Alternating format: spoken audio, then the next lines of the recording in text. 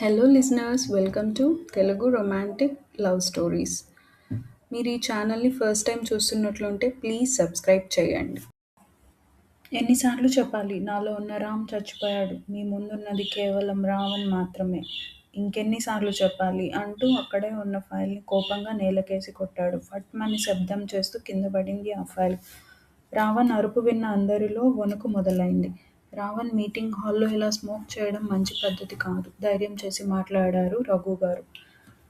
What the hell, ఇది నా office, నా ఇష్టం వచ్చినట్లు ఉంటాను, అడగడానికి మీరెవరు?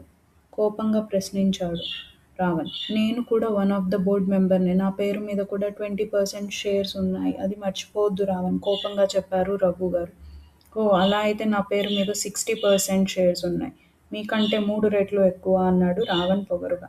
అందుకే కదా నువ్వు సీఈఓ అయ్యావు, అయినా ఒక బాధ్యత గల పదవిలో ఉన్నప్పుడు మీటింగ్కి వచ్చినప్పుడు ఇలా బిహేవ్ చేయాలో కూడా నీకు తెలీదా? కోపంగా ప్రశ్నించారు రఘు. రావణ్ ఆయన వైపు కోపంగా చూస్తూ లేచి నిలబడి, నేను ఈ మీటింగ్కి అటెండ్ అవ్వాలి అంటే ఈ రఘురామ్ గారు ఇక్కడ ఉండకూడదు. నేను ఉండాలో అతను ఉండాలో మీరే నిర్ణయించుకొని నాకు ఇన్ఫర్మేషన్ ఇవ్వండి అంటూ లేచి అక్కడి నుంచి వెళ్ళిపోయాడు రావణ్. కోపంగా ఆయన సీట్లో కూర్చున్నారు రఘు. అసలు వాడు ఏమనుకుంటున్నాడు, ఇదేనా వాడు బిహేవ్ చేసే పద్ధతి? సుధాకర్ గారి వైపు చూస్తూ అడిగారు రఘు గారు. అది కాదు రఘు, ఇప్పుడు ఇక్కడ గొడవ అనవసరం. నువ్వు వెళ్తే కానీ వాడు రాను అంటున్నాడు, అందుకే అంటూ ఆపై చెప్పలేక ఆపేశారు సుధాకర్. చెప్పు సుధాకర్, ఏంటి ఇప్పుడు నేను ఇక్కడి నుంచి వెళ్ళిపోవాలి అంతే కదా, మీకు నచ్చినట్లు చేసుకోండి అంటూ కోపంగా లేచి అక్కడి నుంచి వెళ్ళిపోయారు. ముందు గొయ్యి వెనక నొయ్యిలా తయారైంది సుధాకర్ గారి పరిస్థితి. రావణ్ తిరిగి తన క్యాబిన్లోకి వచ్చేసరికి అక్కడ శ్రీజ కనిపించింది. నువ్వేంటిక్కడ? కోపంగా ప్రశ్నించాడు రావణ్. బావా, అది మరేమో, నేను నీకోసమే వచ్చాను, నాకు ఇంట్లో బాగా బోర్ కొడుతోంది, అందుకే ఇక్కడ నీతో టైం స్పెండ్ చేద్దామని వచ్చాను నవ్వుతూ చెప్తూ పైకి లేచింది Sreeja. Who the hell are you? ఎవరు నువ్వు? కోపంగా ప్రశ్నించాడు రావణ్. బావా, నేను నీ మరదలు శ్రీజ, ఏడుపు ఆపుకుంటూ చెప్పింది శ్రీజ. తన కళ్ళల్లో నీళ్లు చూసిన మరుక్షణం రావణ్ పిడికిలి కోపంతో బిగుసుకుంది. పచ్చని నరాలు పైకి తేలాయి, దవడ కండరాలు బిగుశాయి. అతని రౌద్రమైన రూపాన్ని మరింత రౌద్రంగా మార్చేశాయి. కళ్ళల్లో చింతనిప్పులు ఉన్నట్టు బగబగా మండుతున్నాయి. కోపంగా వెళ్ళి శ్రీజ పీక పట్టుకుని గోడకి ఆంచి పైకి లేపాడు. ఊపిరి ఆడక గిలగిలా కొట్టుకుంటోంది శ్రీజ. బావా ప్లీజ్ బావా. ఓపిక లేకపోయినా కూడా ఓపిక మొత్తం కూడా తీసుకుంటూ రావణ్ చేతి మీద కొడుతూ అంది శ్రీజ. తన కోపాన్ని కంట్రోల్లోకి తెచ్చుకుంటూ శ్రీజని ఈడ్చి అవతల పడేశాడు రావణ్. దగ్గుతూ వాటర్ కోసం చుట్టూ చూసింది శ్రీజ. ఇంకొక క్షణం ఇక్కడ కనపడినా నిన్ను ఏం చేస్తానో నాకే తెలియదు, మర్యాదగా ఇక్కడి నుంచి వెళ్ళిపో. గంభీర్యంగా వచ్చాయి అతని మాటలు. మళ్ళీ ఏం చేసినా చేస్తాడు అన్న భయంతో అక్కడి నుంచి తన తండ్రి క్యాబిన్లోకి పరుగు తీసింది. శ్రీజ వెళ్ళి చూసేసరికి అక్కడ రఘు గారు కోపంగా కనిపించడంతో తన తండ్రి పక్కన కూర్చుంది. శ్రీజ, నువ్వెప్పుడొచ్చావు ఆఫీస్కి? కోపంగా ప్రశ్నించారు రఘు. అది డాడీ, నాకు ఇంట్లో బోర్ కొడుతోందని మామయ్యకి చెప్పాను, మామయ్య తీసుకొచ్చారు అని చెప్పింది. అవునా, పొరపాటున కూడా మీ బావ దగ్గరికి వెళ్ళకు, చాలా కోపంగా ఉన్నాడు అంటూ కూతురు కంఠం వైపు చూశాడు. ఎవరో నొక్కి పట్టినట్టు వేళ్లు అచ్చులు స్పష్టంగా కనిపిస్తూ ఉంటే శ్రీజ వైపు చూస్తూ బావ దగ్గరికి వెళ్ళావా? కోపంగా ప్రశ్నించారు రఘు గారు. అది మరేమో డాడీ, అది నేను మరి అంటూ ఇంకేం చెప్పలేక అక్కడి నుంచి రఘు గారి పర్సనల్ రూమ్లోకి వెళ్ళిపోయింది. ఇక్కడ సుధాకర్ గారు రావణ్ పిఏతో కబురు పంపించడంతో రావణ్ వచ్చి మీటింగ్ హ్యాండిల్ చేశాడు. ఈవినింగ్ వరకు అందరూ ఆఫీస్లోనే గడిపి ఇక 7 అవుతుండగా ఇంటికి వెళ్ళారు అందరూ. అంటే ఎవరి కార్లో వాళ్ళు.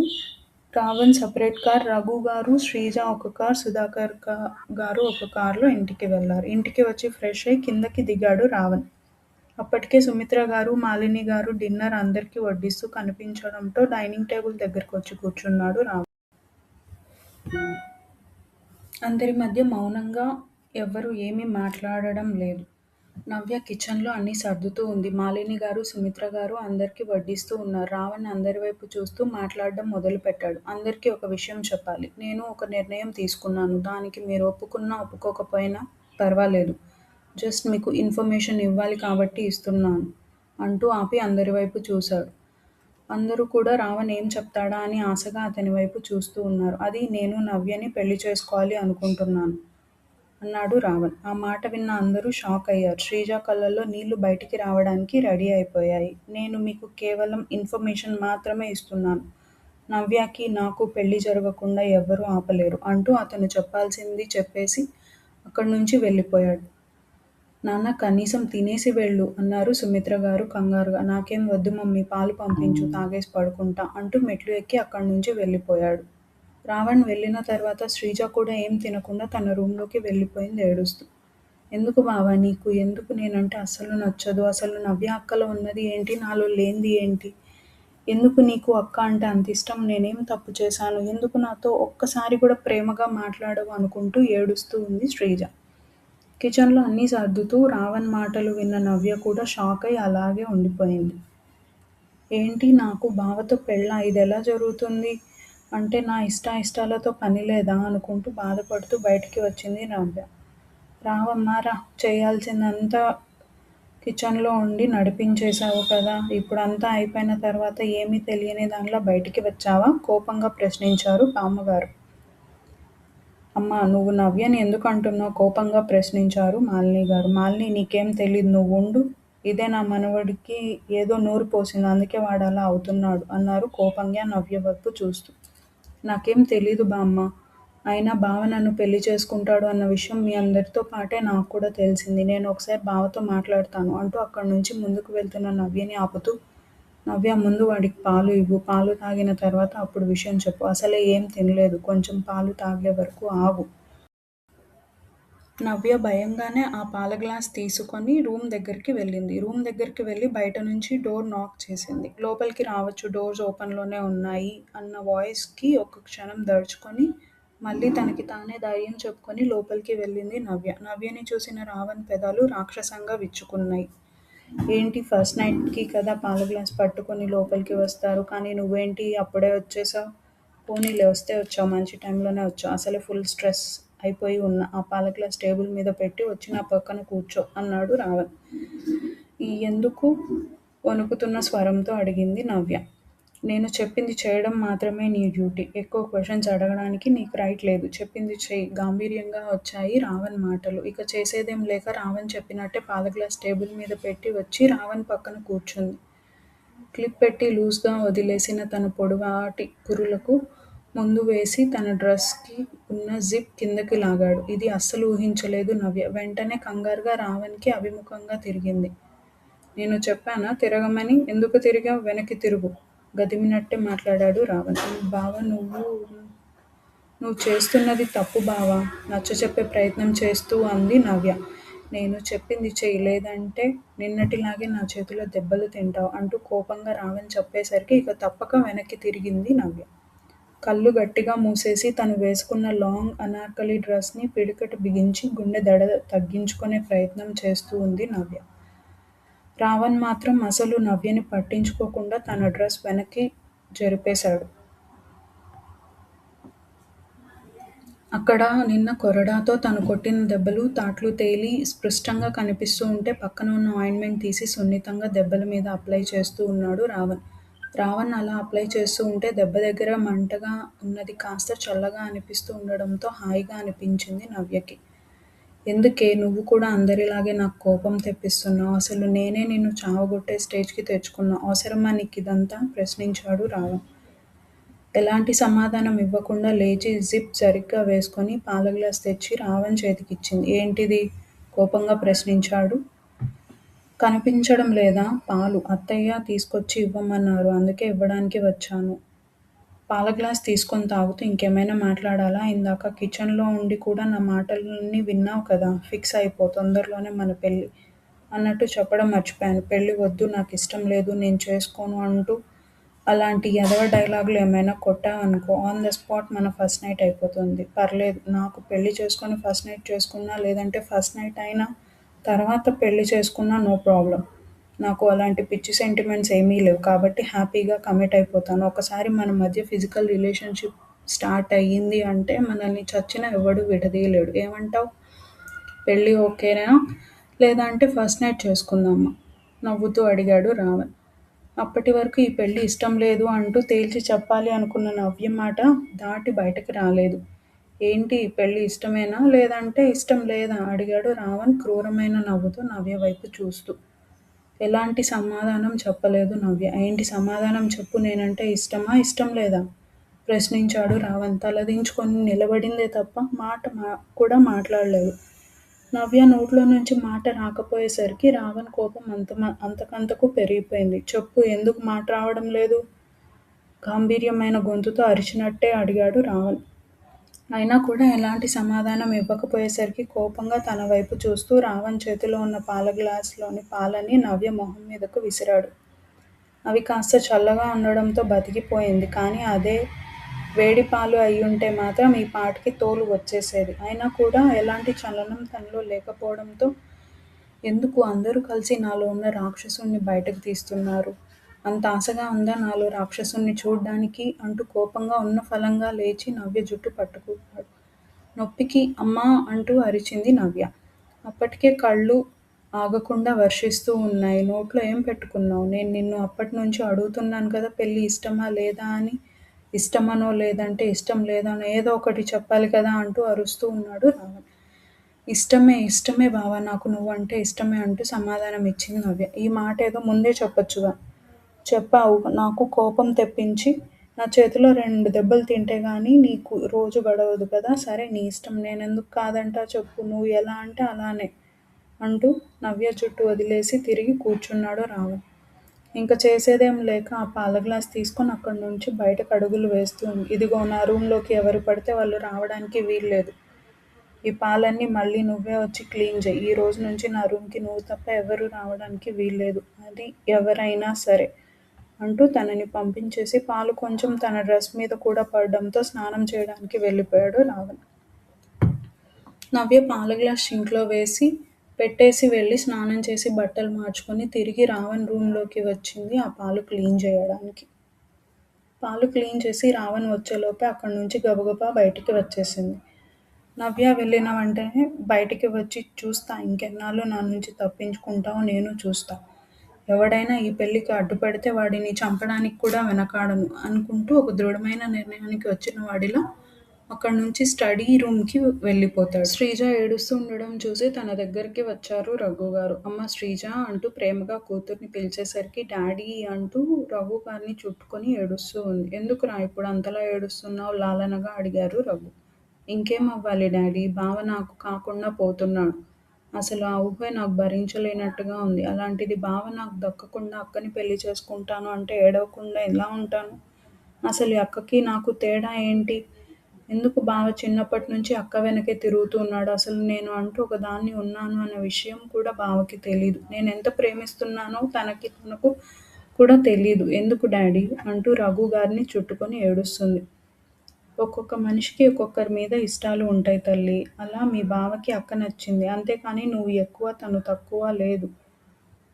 లేదా తను ఎక్కువ నువ్వు తక్కువ అన్నది లేదమ్మా అంటూ ప్రేమగా చిన్న కూతుర్ని బుజ్జగించే ప్రయత్నం చేస్తూ ఉన్నారు రఘు. ఇంకా ఏడుస్తూనే తండ్రి ఒడిలోనే అలానే పడుకుండిపోయింది. నవ్య అన్ని పనులు చేసేసి తన రూంలోకి వెళ్ళిపోయింది. అప్పటికే అక్కడ బామ్మగారు కనిపించడంతో బామ్మ మీరు ఇక్కడ అని అంటూ అడిగేసరికి నీతో మాట్లాడాలి అన్నారు బామ్మ. చెప్పండి బామ్మ, ఏమైనా కావాలా? ప్రేమగా గౌరవంగా అడిగింది నవ్య. కావాలి, నా మనవడు కావాలి. నా మనవడితో నా మనవరాలి పెళ్లి జరగడం కావాలి. నువ్వు ఇంట్లో నుంచి వెళ్ళిపోవడం కావాలి. వీలైతే ఈ లోకం నుంచే వెళ్ళిపోవడం కావాలి. ఇవన్నీ చేస్తావా? చెప్పు, చేస్తావా? కోపంగా అడిగారు బామ్మ. ఆ మాటకి నవ్య దగ్గర సమాధానం లేక తలదించుకొని నిలబడి ఉండిపోయింది.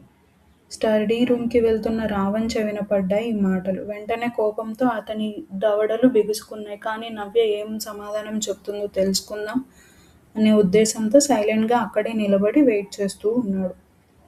మాట్లాడవే, చెప్పు, ఏమైనా కావాలా అని అడిగావు కదా, నాకు ఇవన్నీ కావాలి, ఇస్తావా నీ చావుని? ప్రశ్నించారు బామ్మగారు కోపంగా అసహ్యంగా నవ్య వైపు చూస్తూ. అసలు నేనేం తప్పు చేశాను బామ్మ? ఎందుకు నా మీద ఇంత కోపం? ఎందుకు నేనెప్పుడు మీకు నచ్చను? ఏడుస్తూ ప్రశ్నించింది నవ్య. ఎందుకంటే నువ్వు నా కూతురి రక్తం కాదు కాబట్టి. నువ్వు ఎవరో ఒక దిక్కుమాలిన దానికి పుట్టావు కాబట్టి. ఇంకా చాలా, ఏమైనా కావాలా అంటూ హీనంగా మాట్లాడి అక్కడి నుంచి బయటకి వచ్చేశారు. రూమ్ బయటకి వచ్చేసరికి తననే రౌద్రంగా చూస్తూ కనిపించాడు రావణ్. రావణ్ని ఆ టైంలో చూసిన బామ్మగారికి వెన్నులో వణుకు పుట్టింది. తన చురుకైన చూపులతో బామ్మగారి వైపు చూస్తూ "ఈ టైంలో ఇక్కడ ఏం చేస్తున్నావు?" అంటూ ప్రశ్నించాడు. అది నేను అంటూ ఏం చెప్పాలో అర్థం కాక నేల చూపులు చూస్తూ ఉన్నారు బామ్మ. నాన్నమ్మ అబద్ధాలు చెప్పకు. మర్యాదగా ఇక్కడ నిజం చెప్పు. నేను మొత్తం విన్నాను అన్నాడు రావణ్. విన్నావు కదా మళ్ళీ నన్నెందుకు అడుగుతున్నావు? నేనన్న దాంట్లో తప్పేం లేదు. అయినా ఏముందని ఈ నవ్య వెనక పడి తిరుగుతున్నావు? నా మనవరాలు శ్రీజ కంటే ఈ నవ్య అందంగా ఉందా? హేళనగా మాట్లాడారు బామ్మగారు. పాప ఆవిడ చేసింది పెద్ద తప్పు అని ఆ క్షణం ఆవిడకి తెలీదు. రావణ్ కోపంగా చెయ్యెత్తి ఆమెను కొట్టబోయాడు. కానీ క్షణాల్లో అతని కోపాన్ని కంట్రోల్ చేసుకుంటూ పక్కనే ఉన్న గోడకి బలంగా తన చేతిని గుద్దాడు. ఎంత బలంగా గుద్దాడు అంటే చేతి నుంచి రక్తం కారుతుంది. ఆ సౌండ్‌కి భయపడి వెనక్కి తిరిగి చూడకుండా అక్కడి నుంచి తన గదికి పరుగు తీశారు బామ్మ. తన రూమ్ బయట అంత పెద్ద సౌండ్ అయ్యేసరికి బయటికి వచ్చి చూసింది నవ్య. అక్కడ కోపంగా వెళ్తున్న బామ్మగారిని చూస్తూ కనిపించాడు. నవ్య రావణ్ చేతి వైపు చూసింది. రక్తం కారుతూ కనిపించడంతో అసలు ఈ చేతికి నిన్నే దెబ్బ తగిలింది. మళ్ళీ ఈరోజు తగిలించుకున్నాడా అనుకుంటూ వెంటనే తన రూమ్‌లోకి వెళ్ళి ఫస్ట్ ఎయిడ్ బాక్స్ తెచ్చి కాటన్ తీసి రావణ్ చేతిని తన చేతుల్లోకి తీసుకుంది. నవ్య చేతి స్పర్శ తాకేసరికి నవ్య వైపు చూశాడు. కాటన్ పెడుతూ పించింది నవ్య. ఆమె చేతిలో నుంచి తన చేతిని వెనక్కి తీసుకునే ప్రయత్నం చేశాడు. కానీ అది చూసిన కావ్య కోపంగా రావణ్ వైపు చూస్తూ దెబ్బలు తగిలించుకోవడం చాలా ఈజీ. కానీ వాటిని తగ్గించుకోవడం చాలా కష్టం. అర్థమవుతుందా? అంటూ సీరియస్‌గా చెప్పి డెటాల్‌తో కాటన్‌తో దెబ్బకు మొత్తం గాయాన్ని క్లీన్ చేసి ఆయింట్‌మెంట్ అప్లై చేసి బ్యాండేజ్ కట్టింది. నవ్య బ్యాండేజ్ కడుతున్నంత సేపు రెప్ప వేయడం కూడా మరిచి తన వైపే చూస్తూ ఉన్నాడు. రావణ్ చూపులు తనకి తెలుస్తూ ఉన్నా కూడా ఫస్ట్ ఎయిడ్ చేయడం ముఖ్యం కాబట్టి ఫస్ట్ ఎయిడ్ చేస్తూ ఉంది నవ్య. ఫస్ట్ ఎయిడ్ మొత్తం చేశాక రావణ్ వైపు చూస్తూ అయిపోయింది ఇంక వెళ్ళి పడుకో అంటూ తన రూమ్‌లోకి వెళ్ళబోయింది. కానీ నవ్య చేతిని పట్టుకున్న రావణ్ గోడకి తనని అదిమి ఆమెకి దగ్గరగా జరిగాడు. అతను ఏం చేస్తాడు అన్న భయంతో తన పెద్ద పెద్ద కలువ రేకుల్లాంటి కళ్ళని ఇంకా పెద్దవి చేస్తూ అతని వైపు చూస్తూ ఉంది. ఏంటే నీ మొగుడికి చిన్న దెబ్బ తగిలినా విలవిల్లాడుతున్నావు? దీన్నే నీ అంగీకారంగా అనుకోవచ్చా? అంటూ ఆమె కళ్ళల్లోకి చూస్తూ ప్రశ్నించాడు రావణ్. ఎలాంటి సమాధానం చెప్పలేక తల పక్కకి తిప్పింది నవ్య. అంతే ఎక్కడ కాలాలో అక్కడ కాలింది బాబుకి. కోపంగా తన బుగ్గలను పట్టి తన వైపుకు తిప్పుకున్నాడు. ఏంటి ఫోర్స్ కొడుతున్నావా? ఎలా కనిపిస్తున్నా నీ కంటికి? సరే నీకు వారం రోజులు టైం ఇస్తున్నా. ఈలోపు నీ అంతట నువ్వే నా దగ్గరికి వచ్చి బావ మనం పెళ్లి చేసుకుందాం. నాకు నీతో పెళ్లి ఇష్టమే అని చెప్పాలి. లేదు అంటే ఇందాక నా రూమ్‌లో చెప్పాను కదా అదే జరుగుతుంది అంటూ నవ్య బుగ్గ మీద ముద్దు పెట్టి అక్కడి నుంచి వెళ్ళిపోయాడు. తను ముద్దు పెట్టిన దగ్గరే ఆగిపోయి తన ఆలోచనలు అతని పెదాలు తాకిన తన చెంపలను తడుముకుంటూ అక్కడి నుంచి రూమ్‌లోకి వెళ్ళిపోయింది. పడుకున్నా కూడా రావణ్ తనతో మాట్లాడిన మాటలే గుర్తొచ్చాయి. ఇప్పుడు నేను బావతో పెళ్ళికి ఓకే చెప్పకపోతే అప్పుడు బావ చెప్పినంత పని చేస్తాడు. అమ్మో! కానీ పెళ్లి చేసుకున్నా కూడా కష్టమే అనుకుంటూ ఆలోచిస్తూ ఎప్పటికో నిద్రలోకి జారింది. రావణ్ స్టడీ రూమ్‌కి వెళ్ళి అక్కడే కాసేపు తన ఆఫీస్ వర్క్ చేసుకొని తిరిగి తన రూమ్‌కి వెళ్ళిపోయాడు. నెక్స్ట్ డే మార్నింగ్ ఉదయం 8:30కి అందరూ టిఫిన్ తినడానికి డైనింగ్ టేబుల్ దగ్గరకు వచ్చారు. సుమిత్ర గారు, మాలిని గారు కూర్చుంటే నవ్య అందరికీ వడ్డిస్తోంది. బామ్మ కూర్చోవడం అయితే కూర్చుంది కానీ ఆవిడ గుండె మాత్రం వేగంగా కొట్టుకుంటోంది. సరిగ్గా అప్పుడే బూట్ల సౌండ్ రావడంతో తల తిప్పి మెట్ల వైపు చూశారు బామ్మ. రాజసంగా, హుందాగా మెట్లు దిగుతూ వస్తున్న రావణ్ కనిపించేసరికి గుండె ఆగినంత పని అయింది. రావణ్ వచ్చి తన సీట్లో కూర్చున్నాడు. నవ్య రావణ్ దగ్గరికి వచ్చి ప్లేట్ పెట్టి టిఫిన్ పెడుతూ ఉంది.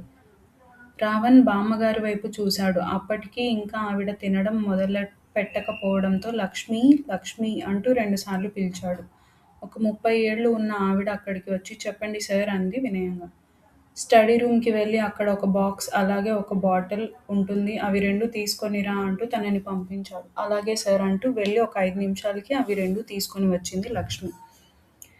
ఇదే అందరికీ చెప్తున్నాను. నాన్నమ్మ 1 మంత్ వరకు ఈ బాక్స్‌లో పట్టినంత అన్నమే తినాలి. అలాగే ఈ బాటిల్‌లో ఎంత వాటర్ అయితే పడుతుందో అంత వాటరే తాగాలి. 3 పూట్ల పెట్టకూడదు. ఫుడ్. రోజుకి కేవలం ఒక్కసారి మాత్రమే ఫుడ్ పెట్టాలి. అది కూడా ప్రాణం పోకుండా ఉండడానికి ఆ టైంలోనే ఆవిడ మెడిసిన్ వేసుకోవాలి. అందుకే ఆ ఫుడ్ అయినా పెడుతున్నా అంటూ కోపంగా బామ్మగారి వైపు చూశాడు రావణ్.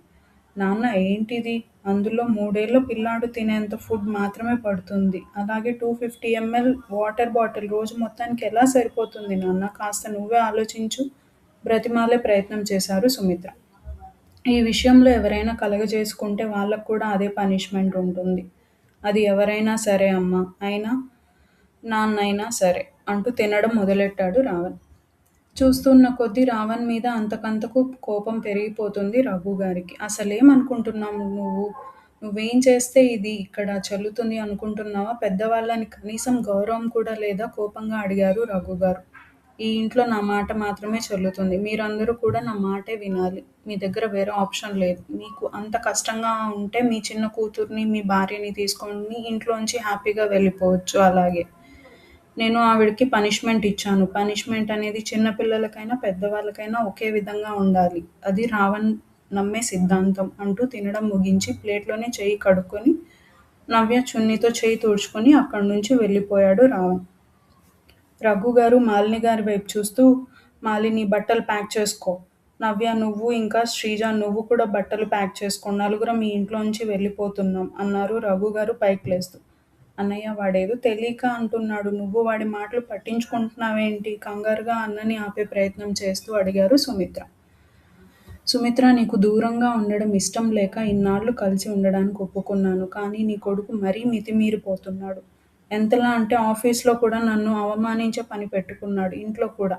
నేను అంత చేతకాడి వానిలా కనిపిస్తున్నానా నీ కొడుకు కంటికి? అందుకే నా ఫ్యామిలీని తీసుకొని ఇక్కడి నుంచి వెళ్ళిపోతున్నాను అన్నారు రఘుగారు. డాడీ ఏంటి ఇలా అంటున్నాడు? ఇప్పుడు మేము ఇక్కడి నుంచి వెళ్ళిపోతే అప్పుడు బావ నాకు కాకుండా పోతాడు. లేదు ఎలా అయినా నేను బావని పెళ్లి చేసుకోవాలి. డాడీని ఎలా ఆపాలి? అనుకుంటూ ఏం చేయాలా అన్న ఆలోచనలో పడింది. మంచిది. మీరు వెళ్ళిపోవాలి అనుకుంటే వెళ్ళిపోవచ్చు. కానీ నవ్య మాత్రం ఇక్కడి నుంచి కదలదు. కదిలితే కథ వేరేలా ఉంటుంది. నీ కూతురికి బాగా తెలుసు మామ. కాబట్టి చచ్చినా నీతో రాదు. నువ్వు కావాలి అనుకుంటే మిగతా ఇద్దరిని తీసుకొని వెళ్ళిపో. లేదు అంటే బోనస్‌గా మా అమ్మ, నాన్నని, నాన్నమ్మని కూడా తీసుకొని వెళ్ళిపో. నవ్య మాత్రం ఇక్కడి నుంచి కదలడానికి నేను ఒప్పుకోను తేల్చి చెప్పేశాడు రావణ్ ల్యాప్‌టాప్ పట్టుకొని కిందకి దిగుతూ. ఆ మాట చెప్పడానికి నువ్వెవరు? నవ్య నా కూతురు అంటూ నవ్య ఎడమ చేతిని పట్టుకొని తన వైపు లాక్కున్నారు రఘుగారు. రావణ్ కోపంగా ల్యాప్‌టాప్ కింద వదిలేసి నవ్య కుడి చేతిని పట్టుకొని తన వైపు లాక్కుంటూ అచ్చు తప్పు మామ. తను నీ కూతురు మాత్రమే కాదు. నాకు కాబోయే భార్య కూడా. నా భార్య ఇక్కడి నుంచి ఎక్కడికి కదలదు అన్నాడు రావణ్ పొగరుగా. ఎందుకు కదలదు? ఇంకా మీ ఇద్దరికీ పెళ్లి జరగలేదు. ఆ మాటకి వస్తే ఈ జన్మలో నీ కాళ్ళు నేను కడిగి కన్యాదానం చేయను పొగరుగా అన్నారు రఘుగారు. బతికిపోయావు మామ. ఇప్పుడే ఒక్క క్షణం ముందు వరకు ఇప్పటికిప్పుడే నీ కూతురు మెడలో తాళి కట్టేద్దాం అనుకున్నా కానీ అందులో మజా కాదు. నువ్వు నా కాళ్ళు కడగను అన్నావు కదా! అలాంటి నీ చేతే నా కాళ్ళు కడిగించి కన్యాదానం చేయించుకుంటా. నీ అంతట నువ్వే నీ కూతుర్ని చేతిని తీసుకొచ్చి నా చేతిలో పెట్టేలా చేసుకుంటా. అలా కాకపోతే నా పేరు రావణే కాదు. అదంతా తర్వాత. ముందైతే ఇది విను. వెళ్తే నువ్వు నీ భార్య, కూతుర్ని తీసుకొని వెళ్ళిపో. లేదు అంటే ఇక్కడే ఉండు. అంతేకానీ నా కాబోయే భార్యని తీసుకొని వెళ్తాను అంటే మాత్రం ఏం చేస్తానో నాకే తెలీదు. తర్వాత జరిగే పరిణామాలకి ఎవరు నన్ను నిందించకూడదు అంటూ చెబుతూ నవ్య వైపు చూసి బాయ్ డార్లింగ్ వెళ్ళొస్తాను అంటూ నవ్య చెంపలను తట్టి అక్కడి నుంచి వెళ్ళిపోయాడు రావణ్. నెక్స్ట్ అప్డేట్లో కలుద్దాం. Thanks for watching. Please share and subscribe.